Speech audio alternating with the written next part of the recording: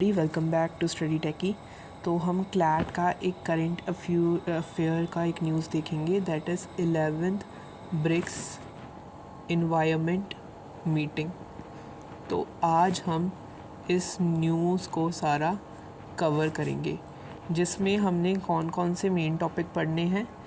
एक तो हम ब्रिक्स के बारे में पढ़ेंगे, सेकेंडली हम कॉप के बारे में पढ़ेंगे, और अब इसकी 11th इन्वायरमेंट मीटिंग जो हमारा इसका टॉपिक है वो भी पढ़ेंगे, और ये दो हिस्टोरिक टॉपिक भी साथ में कवर करेंगे।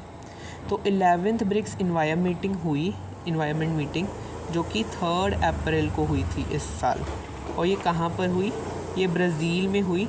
ब्राज़ील में भी उसकी कैपिटल जो कि है ब्रासीलिया, ठीक है। तो ब्रासीलिया में हुई, जो कि ब्राज़ील की कैपिटल है, और इसको कंडक्ट ब्राज़ील के ही इन्वायरमेंट मिनिस्टर ने किया, जिनका नाम है मारीना सिल्वा। Okay, alright. तो ये था हमारा इसका अब का जो टॉपिक था, और इसमें इन्होंने जो कमिटमेंट दी वो भी पढ़ेंगे। तो ये मेन जो था, इसमें इन्होंने COP30 पे एम्फसाइज़ किया। COP30 जो हमारी बेल्लम में होने जा रही है, ठीक है। बेल्लम कहाँ है वो आप मुझे कमेंट सेक्शन में बताना। एंड देन बेल्लम में क्या है कि उन्होंने बात किया कि हमने COP29 में एक रोड मैप बनाया था, बाकू, जो कि अज़रबैजान का पार्ट है, बाकू टू बेल्लम, जिसमें we agreed $1.3 trillion support by the developed countries to developing countries. तो इसके ऊपर उन्होंने एम्फसाइज़ किया। तो ये था हमारा इसका करंट वाला सिनेरियो।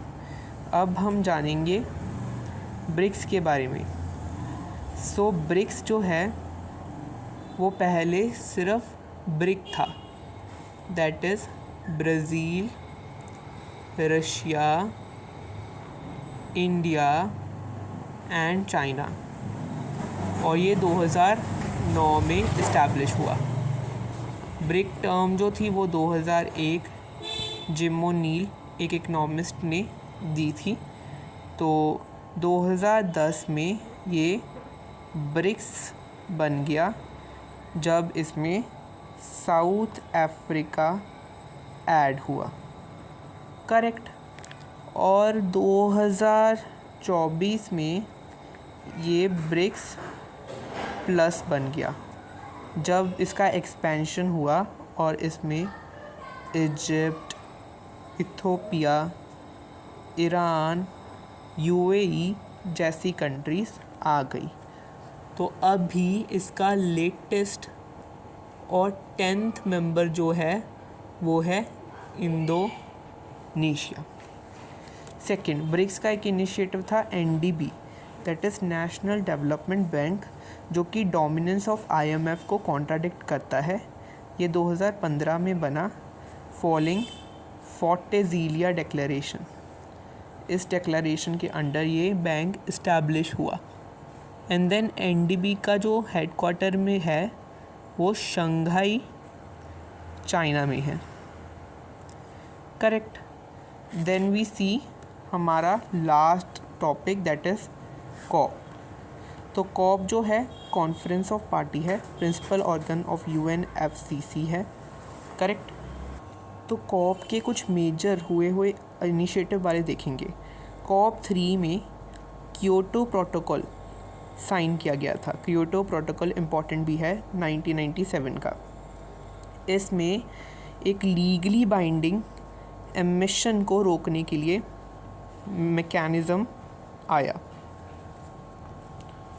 देन कम्स COP15, जिसमें कोपेनहेगन